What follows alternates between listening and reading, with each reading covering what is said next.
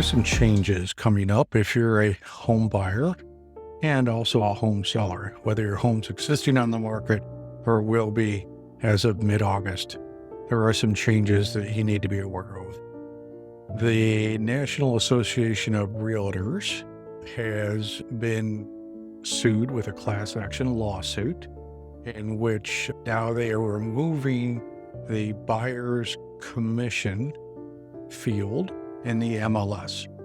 What that means is that buyers won't readily know what their commission would be. So that's one part. The other part is going to be a requirement that anytime you as a buyer want a showing of a property outside of a open house. So if you go to an open house and you actually have an agreement that you have signed with your agent, you really need to attend with that agent.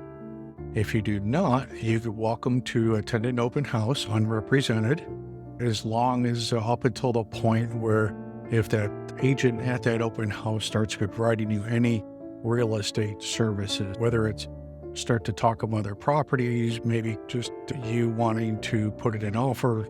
Those are just some real basic high-level things.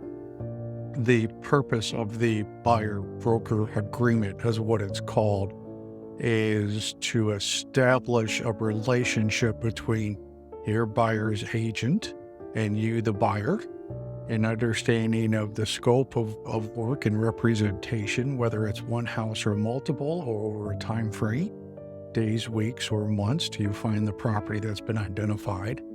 It'll also specifically show the compensation.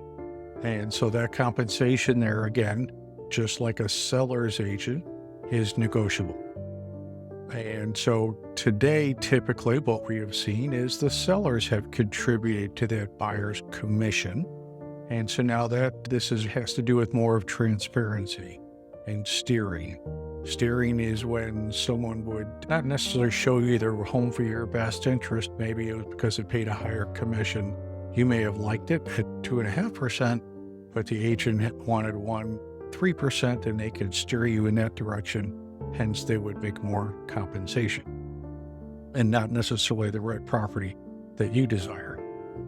So you're going to be seeing this more and more. Again, the fines are pretty hefty. It's $500 for the first offense, $1,000 for the second. So I don't foresee any agents wanting to put their neck on the line or their license just to show a home. There has to be a relationship. Let's not make it any more than what it is. And this will shake out over time of really what all this really means to all parties involved. But at the end of the day, there are basically three agreements or contracts. The first contract is the seller and the seller's agent exclusive or listing agreement. So that's one. The second is going to be the buyer and the buyer's agent agreement. That's two. And then the third is actually going to be the purchase for sale offer. So those are the three components. And now based on those three, that helps understand of what the seller is looking at for their overall net proceeds or outcome, because we know they're going to pay the seller's agent commission, and then it's going to be some type of negotiation when it comes to what would they offer for the buyer's agent commission and any other concessions that may be offered as well, which again comes into that final net number. That's just food for thought. I'll have more on this with some more detail, but I really wanted to put this out there so you start to become aware of it. Again, this has to do with the National Association of Realtors now and the class action lawsuit that had been handed down. And so this is going to be effective August 17th here in the state of Florida. A lot of these forms are actually already out. And so these will be a requirement moving forward. I could be an assistance to any part of that equation, whether you're a seller and or a buyer. I'm more than happy to help.